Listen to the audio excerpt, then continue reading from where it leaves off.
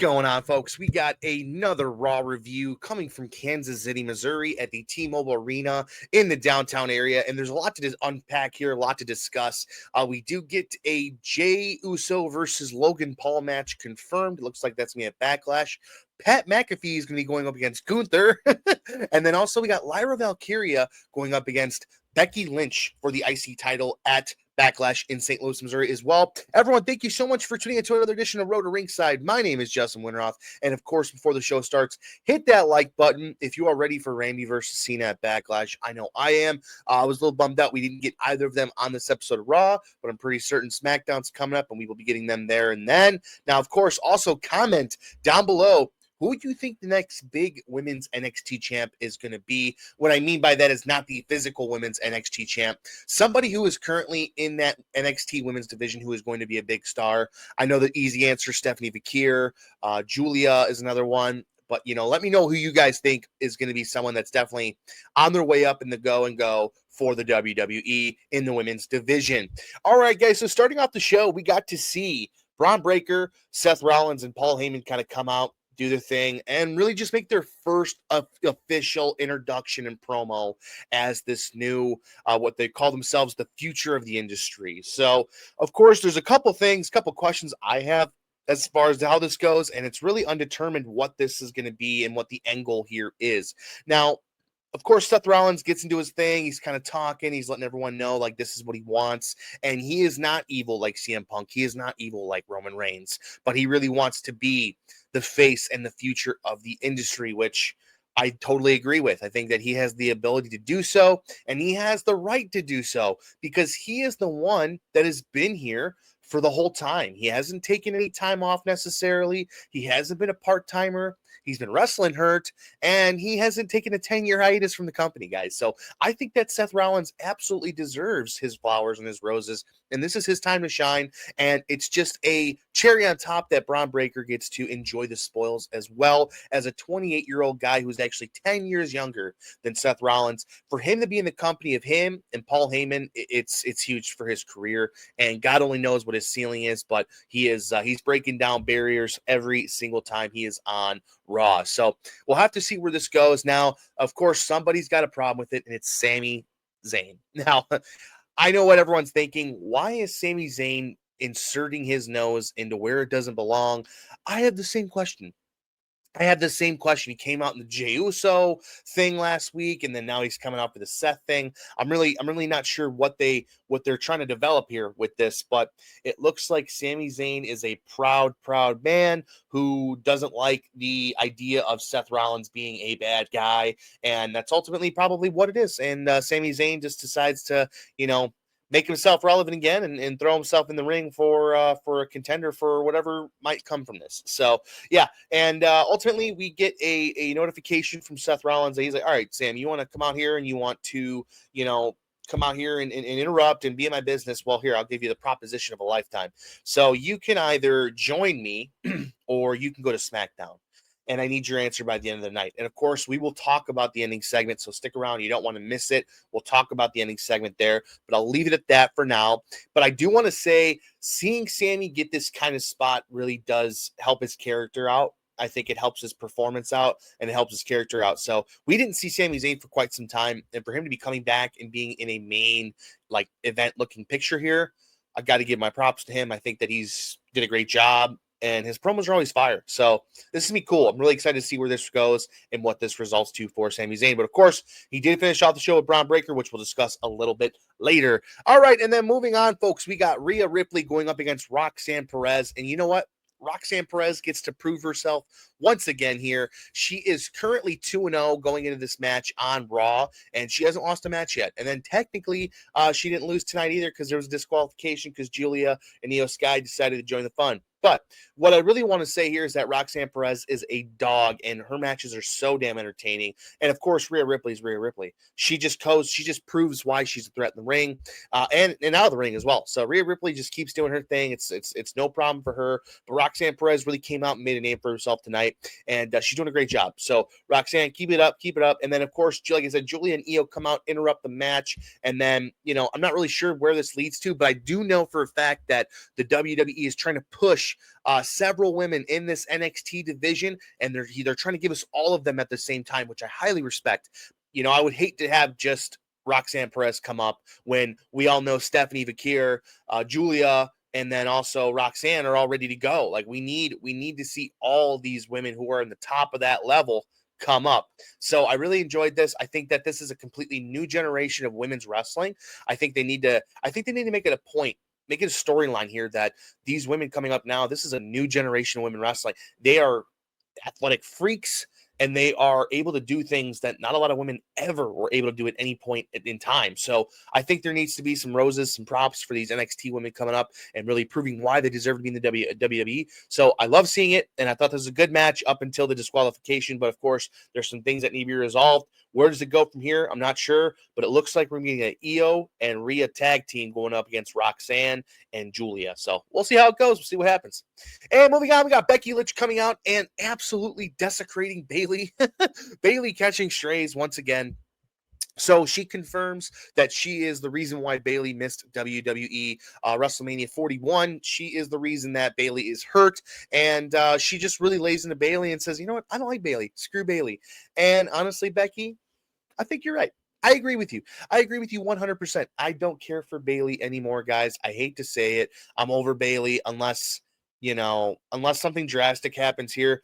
Bayley's a phenomenal in-ring talent, but, her time is up. And I got to listen to her on Chris Van Vliet.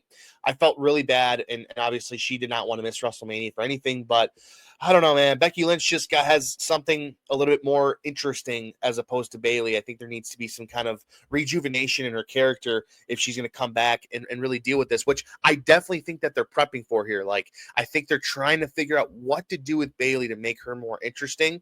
And I think what they're doing right now is a good start. So, of course, Becky Lynch is here. And then, Becky basically just comes out and says, you know what? I am who I am. I'm one of the greatest to ever do it. And I'm doing whatever the hell I want. I respect that. Becky Lynch needed this so badly.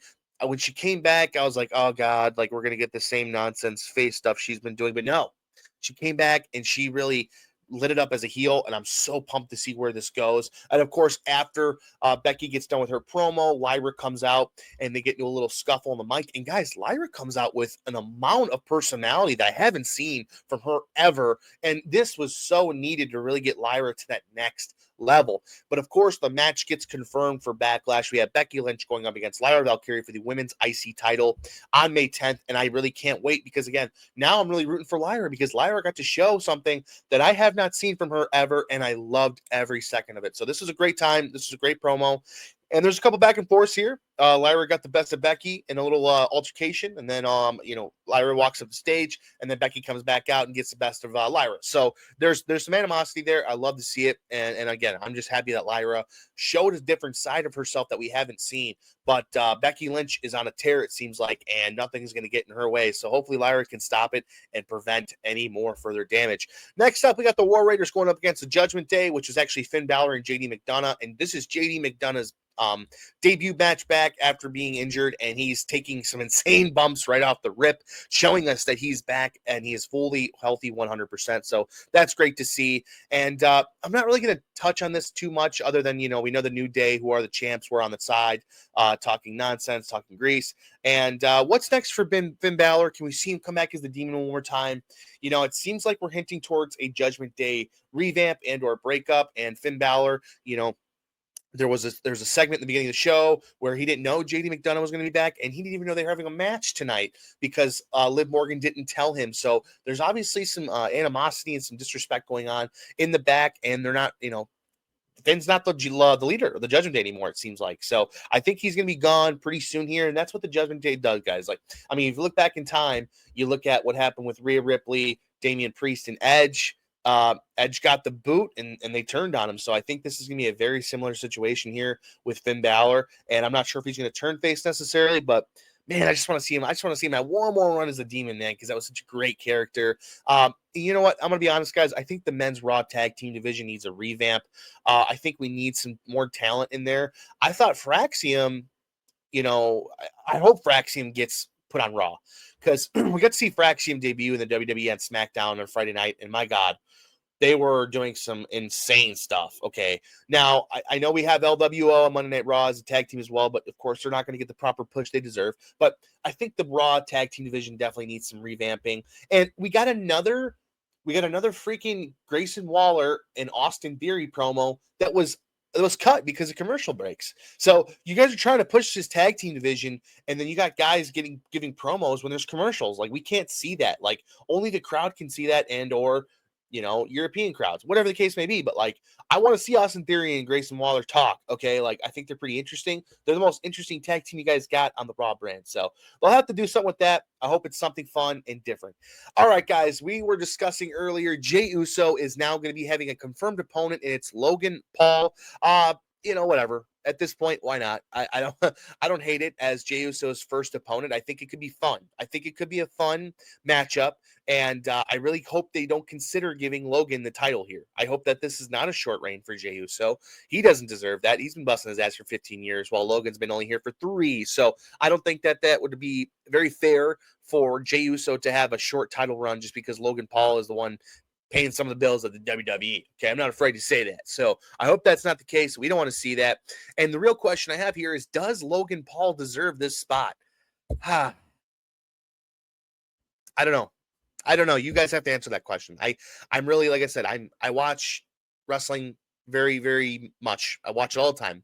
But I can't sit here and say yes or no if somebody deserves a title shot. Like, I don't know. You guys have to be the ones to determine that. That's a very hard question to ask. So I'm not sure if Logan deserves a spot or not. But you know what? We're going to make the best of it. Can we make it into a meme? Can we make it into a TikTok feud? Can we do something unique here where it's not just once every 2 weeks, Logan's coming on, and then, Jey Uso is eating, and then Logan gets some, I don't want to see that. Like, I want to see something fun here. I want this to be taken outside of the WWE.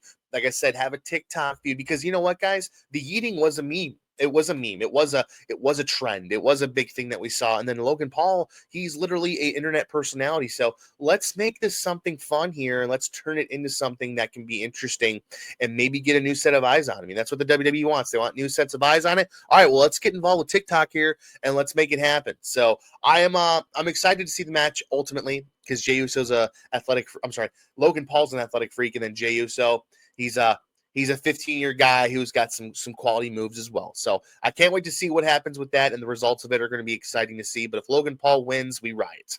All right, guys, we got Stephanie Vakir going up against Ivy Nile, and I just want to say, Ivy Nile, hell of a job.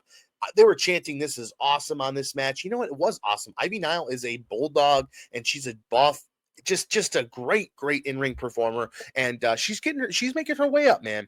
She's making her way up. And guys, don't forget, Ivy Nile's first match ever in the WWE was her going up against Rhea Ripley for the women's title. Okay, Ivy Nile has something in her, and I think that Triple H sees that and loves that. She's getting a nice little push here. I respect that. But let's just, we talked about this in my last video. Stephanie Vakir is somebody that's going to be a huge star. She has incredible aura. Okay, she's got some crazy aura, guys. She doesn't have to say a damn word. She just looks at you, and it's like, oh my God, like, that's a star. Like, dude, she is a star. And I guess my question here is, who is going to be taking the title off her in NXT so she can get that main push in the roster? I'm going to probably sit here and say Jordynne Grace. I think Jordynne Grace is next up in NXT, but that would be too easy for them. I think that they have to kind of dig deep and give it to someone else who's deserving of it. I think Jada Parker might be the one that takes the title off of Stephanie Vakir, but you got to be careful here, because Stephanie Vakir is someone that doesn't lose, and she doesn't lose easily. So if she is going to lose that title, make it worth it. Make it worth it. But again, she is so over, guys, and she already feels like a main roster personality. So shout out to her. Shout out to Ivy Nile for a great match. All right, moving on to the last segment of the night. We got Braun Breaker versus Sami Zayn. And, of course, Sami Zayn, we start off with Seth Rollins. He comes out, and then, he brings out Sami. And he's like, all right, Sami, what do you want to do, man? You want to go on SmackDown and get a title? Oh, yeah, I forgot to mention. So Seth Rollins, in the middle of the show, he told Sami Zayn, hey, if you go on SmackDown, you leave me alone, okay, you're going to get a title shot against whoever wins versus Cena versus Orton. And then, you're going to be on SmackDown, and you're going to be getting a title match. It's like, dude, why would you pass that up? You want the title. And that's a pretty good opportunity. But of course, Sami Zayn says no. He doesn't want that. He doesn't want to do that. He tells Seth to go to hell, and whatever. And I loved the idea that Braun Breaker comes out in his full gear. He comes in his singlet. He's got Paul Heyman behind him, and then Sami Zayn just takes off his shirt and he's wearing jeans. Okay, and he said, "Screw it, let's go for it." I love that aspect of it. Sami is a fighter. He's a brawler, and I don't know, man. Sami got destroyed. Okay, he got like 6 spears hit on him, and he had to get probably stretchered out. This might be the last time we see Sami Zayn for a while again. I'm not really sure what the next steps are for Sami, but I wasn't even sure where he fit up in this feud, anyways. But you know what? They made a pretty good, entertaining, Monday Night Raw of it, because it was a story that I did not want to miss. So shout out to the creative team, and shout out to Sami Zayn for being a trooper and a soldier. For being a soldier. We know how that goes. But yeah, it was cool. It was cool to see this. And Braun Breaker is a star. Okay. Braun Breaker is a absolute, bona fide star now. And Seth is evil. And Seth is the evil guy. And he wants to do what he wants to do, and he's going to do no matter what he wants to do. So Seth is on the dark side with Paul Heyman now, and that is cool with me, and that's exactly what I think he needed. The only thing we got to do now is change up his clothing a little bit, maybe change up that damn song because I hate it, and go from there. So we'll see what happens. I'm excited about that to unfold. We had Nick Aldis being the GM on the Raw episode tonight. Not sure what happened to Adam Pearce, but you know what? He was straight to business. He did a good job. We got Pat McAfee cutting a nasty, awesome promo with a lot of F words, claiming that he wants to beat the hell out of Gunther. And then Nick Aldis comes out and says, yep, go ahead. You guys are going to have that match at Backlash. So Pat McAfee versus Gunther is happening. And I am a pretty avid Pat McAfee listener. I do love sports as well. So I watch his podcast all day, every day. And I'm excited to see this, man. This will be really cool to see. I can't believe he's doing this after all the work that he's put into everything else, man. Whatever. He's crazy. He's crazy. He's got to do something to keep up with all of it. So good for him. I'm excited to see that.